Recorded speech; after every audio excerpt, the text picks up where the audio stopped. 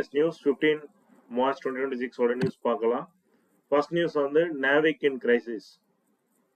So NavIC அப்படிங்கிறது யூஎஸோட GPS, யூரோப்போட Galileo மாதிரி ஒரு குளோபல் பொசிஷனிங் சிஸ்டம் தான் வந்து நாவிக்கு. ஸோ இந்த நாவிக் கொண்டு வரத்துக்காக IRNSS Indian remote navigation satellite அப்படின்னு சொல்லிட்டு ஆல்மோஸ்ட் 11 சேட்டலைட்ஸை இந்தியா லான்ச் பண்ணியிருக்காங்க சின்ஸ் 2013. ஸோ இப்போ என்ன இஷ்யூ அப்படின்னு பார்த்தீங்கன்னா, அதில் IRNS 1F அப்படின்னு சொல்லக்கூடிய ஒரு சேட்டலைட்டில் அட்டாமிக் கிளாக் ஃபெயிலர் ஆகியிருக்கு. ஸோ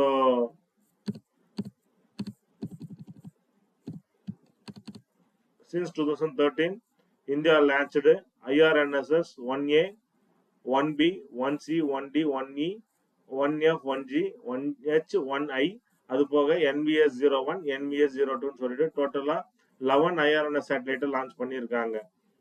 இதுல வந்து 1B அண்ட் 1H வந்து ஃபெயிலியர் ஆகியிருக்கு. இப்போ கரண்டா வந்து 1F அப்படின்னு சொல்லக்கூடிய ஒரு IRNSS சேட்டலைட் வந்து ஃபெயிலியர் ஆகியிருக்கு. ஸோ என்ன ப்ராப்ளம்னா அட்டாமிக் கிளாக் ஒர்க் ஆகல. ஸோ இப்போ ஒரு வெஹிக்கலோட இல்லைன்னா ஒரு இண்டிவிஜுவலோட லொக்கேஷன் ஃபைண்ட் அவுட் பண்ணணும் அப்படின்னும் போது மினிமம் வந்து 4 சேட்டலைட்ஸ் ஒன்றா சேர்ந்து அதை பின் பாயிண்ட் பண்ணுவாங்க.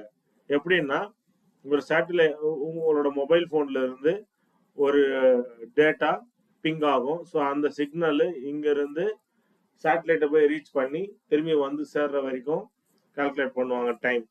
ஸோ இது மூலயமா உங்களோட லாட்டிடியூட், லாங்கிடியூட் அண்ட் ஆல்டிடியூட் இது எல்லாமே வந்து கால்குலேட் பண்ணப்படும். இதுக்கு மினிமம் வந்து 4 சேட்டலைட்ஸ் தேவைப்படுது.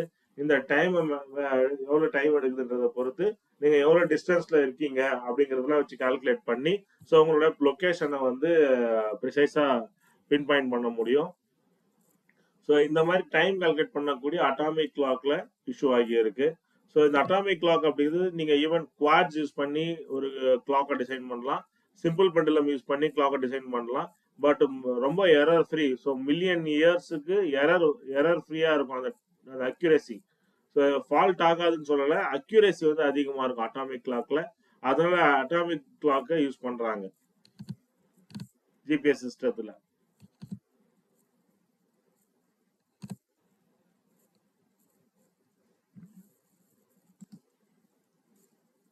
ஸோ IRNS சேட்டலைட்டோட ஹை சீரீஸ் வரைக்கும் நாம வந்து இம்போர்ட்டட் அட்டாமிக் கிளாக்ஸ் தான் யூஸ் பண்ணியிருக்கோம்.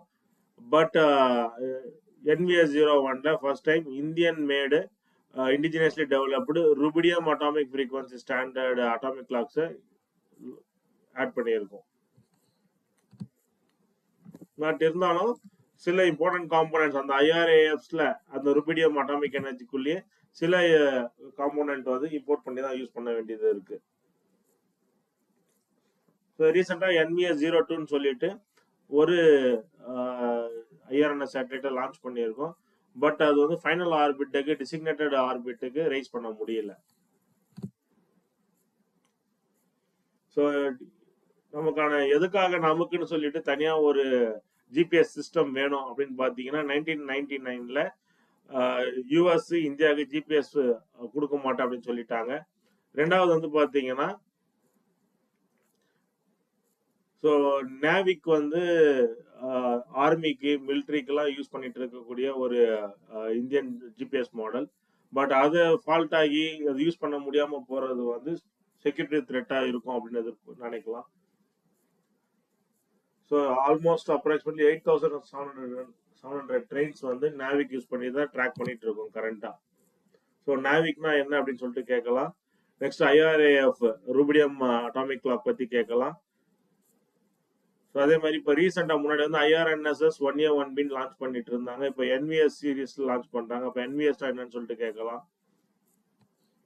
அதே மாதிரி standard positioning service and restricted service சொல்லிட்டு ரெண்டா பிரிக்கிறோம். இந்த நேவிக் கொடுக்கக்கூடிய சர்வீஸ் ரெஸ்ட்ரிக்டட் சர்வீஸ்ன்றது ஸோ ஆர்மி யூஸ் பண்ணக்கூடிய சர்வீஸ், அண்ட் ஸ்டாண்டர்ட் பொசிஷனிங் சர்வீஸ்ன்றது சிவிலியன் யூஸ் பண்ற சர்வீஸ். யூஸ்வலா இந்த நேவிக்கோட ஜிபிஎஸ் சிஸ்டத்தை இந்தியன்ஸ் யூஸ் பண்ண முடியாது. ஏன்னா அவங்களோட மொபைல்ல தனி அடாப்டேஷன் தேவைப்படும். நெக்ஸ்ட் பாத்தீங்கன்னா earth's magnetic flip. So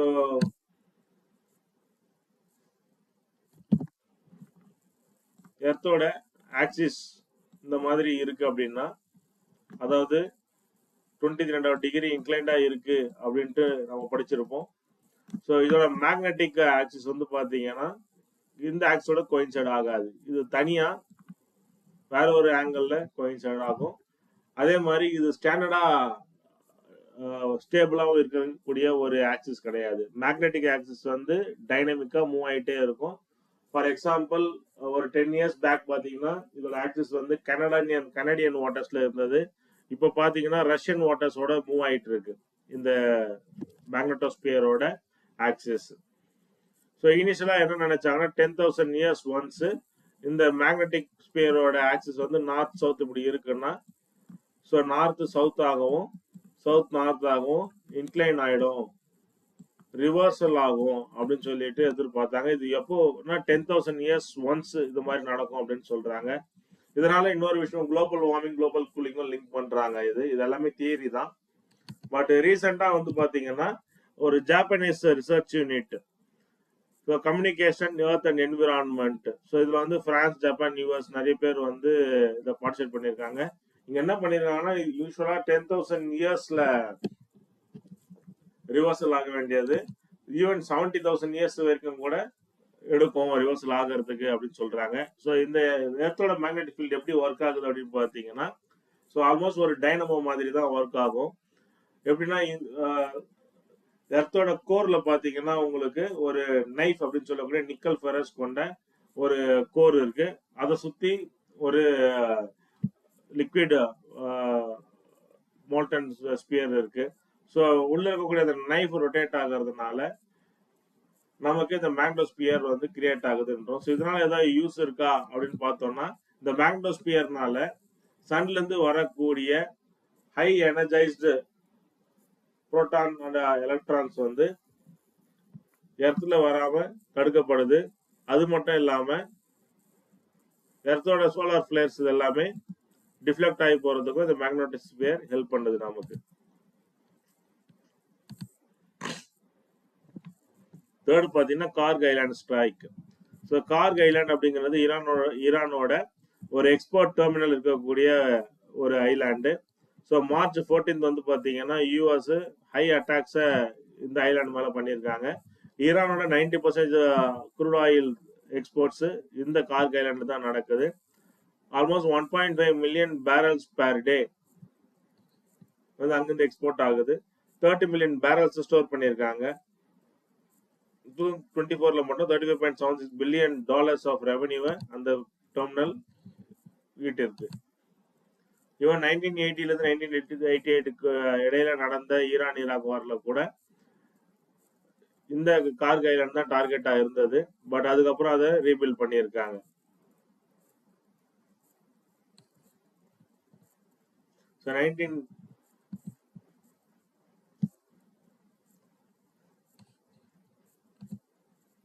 so இதனால இந்தியாவுக்கு என்ன பாதிப்புனா எனர்ஜி செக்யூரிட்டி. ஸோ ஏதோ ஒரு இடத்துல ஒரு அட்டாக் நடந்தாலும் ஆயிலோட ப்ரைசஸ் வந்து இன்க்ரீஸ் ஆகும். So that India have to spend more of its forex to import this oil from other countries.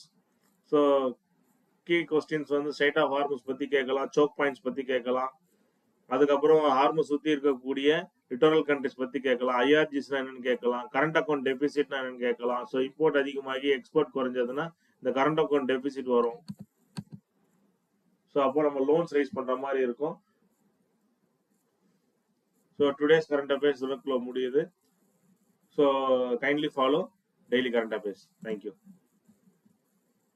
Kurukshetra Kurukshetra Kurukshetra Kurukshetra Kurukshetra Kurukshetra